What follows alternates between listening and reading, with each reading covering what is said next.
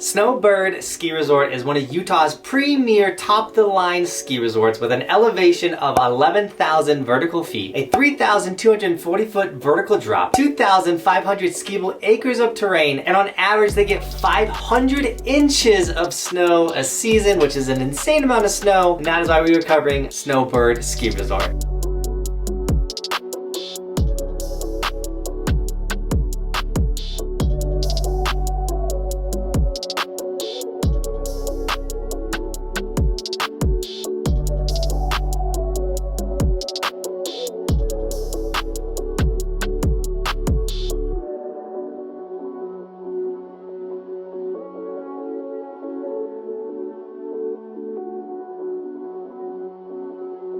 Now this is the video series where we go to a brand new ski resort, we absolutely rip it, we shred it, we see what it has to offer, and then we come back here and I give the resort a score from 0 to 100. Now the way we're going to get that score from 0 to 100 is we're going to go over 10 categories. Now each category is going to give a score from 0 to 10. 0 is not applicable, meaning the resort doesn't have it at all. 1 is terrible, 5 is average, and 10 is best in the world, like literally best in the world. And that's just how we rate these resorts. I don't care where the resort is. This is how we handle resort reviews. Now let's jump into Snowbird with lift prices. How expensive is it to ride at this ski resort? And coming in at $184 for the day, that's up there. You know, the riding resorts is getting a lot more expensive. It is on the Icon Pass, but $184 just for an average day of riding.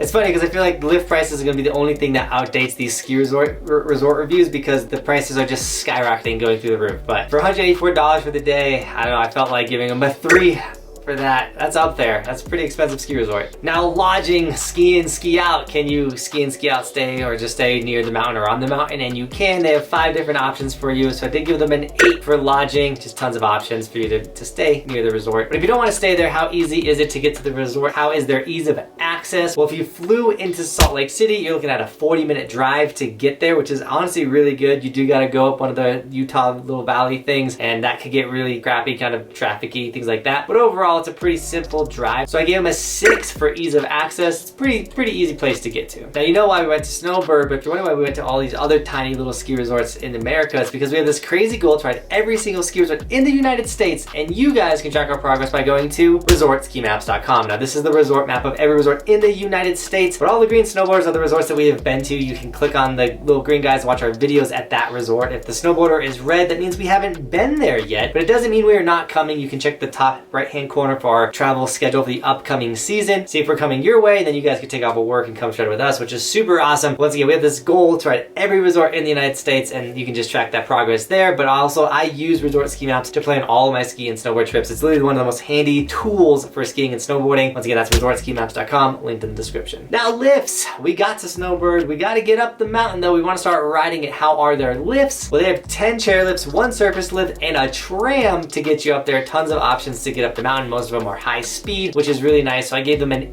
8 for the chair lifts. They definitely get you where you want to be. You're going to be riding around the mountain like crazy and getting up pretty fast with the high speed chairs. So yeah, once again, an 8 for chair lifts. They're rad. Have you ever gotten on a tram, by the way? That's even radder. But we just got up. We got to get down. How are the runs? Well, they have 140 options for you to get down the mountain, and they are insane. Some of the best riding I've done in Utah has been at Snowbird. Specifically, if you like bull riding or off-piste, tree riding, shoot riding, they kind of have it all for you. So I give them a 10 for the runs because they really do have it all. They are slightly lacking on green terrain. This is a pretty expert mountain, so you're not gonna have the most amount of green runs to do, but as for like awesome terrain, they have a lot of awesome terrain.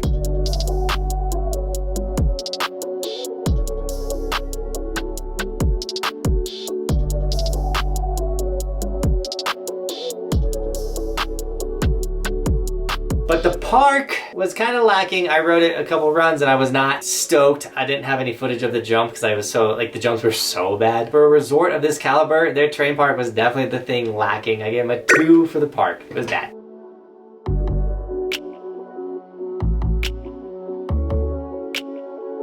Now, if you're enjoying this video and you want to support the dream, consider snagging one of my Evolution stickers. We do have a ski version for all the skiers out there, as well as the hats, the shirts, any of our merchandise, guys. We have it all in skier as well. It's all linked down below. It does support the dream and it allows us to travel and do all this stuff. So thank you so much to everyone that does snag the merch so we can go ride every single resort in the United States. Now, food, we're gonna get hungry. We're gonna want to eat on the mountain. Well, you have 6 options of fine dining if you want to go that route, or 11 options of casual dining. Some of the most amount of food options I've seen at a ski resort. You can find anything you want there. So I give them a 10 for food. You're gonna find food at Snowbird. Now, views and scenery. Snowbird's got some pretty rad views. I give them a 9 for the views. Depending on where you're standing, obviously the higher you go, the better the views are gonna be. The mountain in itself is a pretty impressive one to be staring at. So yeah, tons of great views and scenery at Snowbird.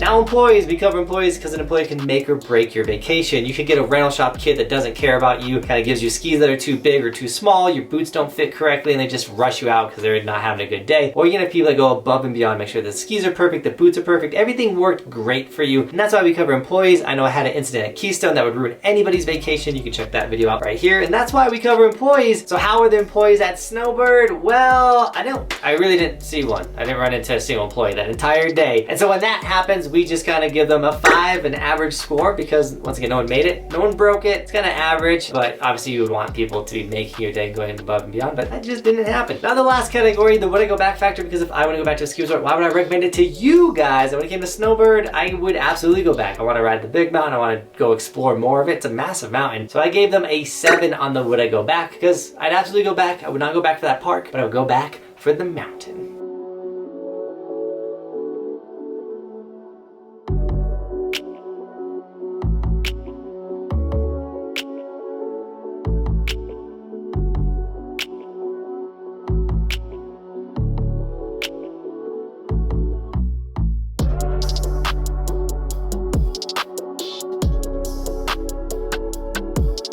Now, before I tell you the score from 0 to 100, consider checking out the resort review playlist right here so you can see if we reviewed your ski resort or any other resorts that you're interested in going to. So check out the resort review playlist right there, or once again, go back to resortskimaps.com. You can categorize the scores literally on the website and see what's an 80, a 70, a 60 level resort, because that's where I want to ride. Now, the score from 0 to 100, what did Snowbird get? They got a subscribe. A 68, which actually is a little lower than I thought they were gonna get, but then looking back at the mountain, it kind of makes sense. 68 is still far above average. This is a super fun ski resort. You can definitely have an incredible time there. So who is this resort for? I honestly think it's more for like the big mountain riders, people that want to ride steep trees. It's a very steep mountain. Now, if you have beginners, it's not really, like, there is some beginner spots, but like more for the advanced riders. So like families, kind of, like they got the accommodations for families, but more for like the dad skis and the family doesn't type of situation. So with all that being said, I hope you guys enjoyed this resort review, and as always, thanks for watching. Keep evolving. We'll see you guys tomorrow in another video. It's daily on the channel. We do stuff like this. Damn!